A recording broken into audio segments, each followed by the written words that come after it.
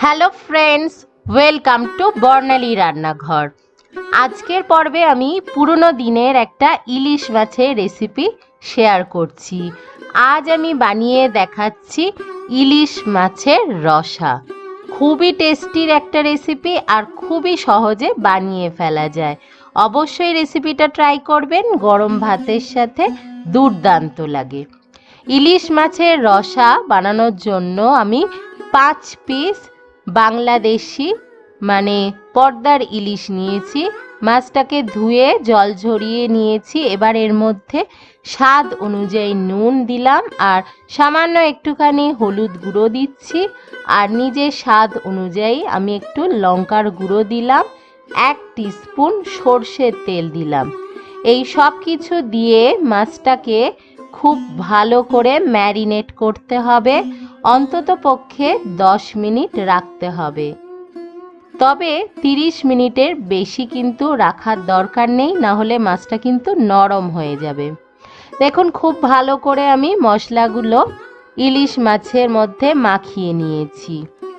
আর এই রান্নাটায় আমি কাঁচা ইলিশ মাছ দিয়েই করব, মাছটাকে ভাজবো না, তাহলে কিন্তু মাছের টেস্টটা সেইভাবে পাওয়া যাবে না। কড়াই দিয়ে দিলাম 2 টেবিল স্পুন সর্ষের তেল। তেলটাকে ভালো করে গরম করে নিতে হবে। তারপরে এর মধ্যে আমি দিয়ে দিচ্ছি ফোড়ন, তবে ফ্লেমটাকে আমি লো করে দিলাম। এবার এর মধ্যে দিয়ে দিচ্ছি একটা শুকনো লঙ্কাকে 2 টুকরো করে দিয়ে দিলাম, 2টো কাঁচা লঙ্কাকে টুকরো করে দিলাম, 1/2 টিস্পুন মেথি দিয়ে দিলাম।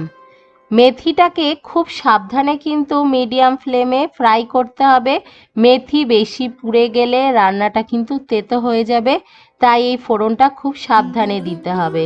ফোড়নটা ভাজা হয়ে যাওয়ার সঙ্গে সঙ্গেই একটু জল দিয়ে দিচ্ছি, কারণ মেথি যাতে বেশি পুড়ে না যায়। এবার এর মধ্যে আমি দিয়ে দিচ্ছি 1/2 টিস্পুন হলুদ গুঁড়ো, আর দিয়ে দিলাম আমি 1/2 টিস্পুন লঙ্কার গুঁড়ো। নিজের স্বাদ অনুযায়ী আমি লঙ্কার গুঁড়ো ব্যবহার করেছি, কাশ্মীরি রেড চিলি পাউডার আর নর্মাল ঝাল লঙ্কার গুঁড়ো, আর 1/2 টিস্পুন জিরে গুঁড়ো ব্যবহার করেছি। মশলাটাকে লো ফ্লেমে ভালো করে কষিয়ে নিতে হবে যতক্ষণ না তেল ছেড়ে বেরিয়ে আসছে। মশলাটা কষা হয়ে গেছে, তেল ছেড়ে বেরিয়ে এসেছে। এবার এর মধ্যে আমি 1 কাপ গরম জল দিয়ে দিলাম। জলটা অবশ্যই যেন গরম থাকে, ঠান্ডা জল দিয়ে করবেন না, টেস্টের হেরফের হয়ে যাবে। এবার এর মধ্যে সেই আগের থেকে ম্যারিনেট করে রাখা ইলিশ মাছটাকে দিয়ে লো ফ্লেমে 5 মিনিটের জন্য ঢেকে রেখেছিলাম। 5 মিনিট পরে ঢাকাটা সরিয়ে নিয়ে মাছটাকে সাবধানে উল্টিয়ে দিচ্ছি, যাতে 2 পিঠ ভালো করে সেদ্ধ হয় আর মাছের মধ্যে মশলাটা ঢুকে যায়। আবারও আমি লো ফ্লেমে 5 মিনিটের জন্য ঢেকে রাখছি। 5 মিনিট পরে ঢাকা সরিয়ে নিচ্ছি। ইলিশ মাছ রান্না হতে বেশি সময় লাগে না। এবার এর মধ্যে আমি দিয়ে দিচ্ছি সর্ষে বাটা।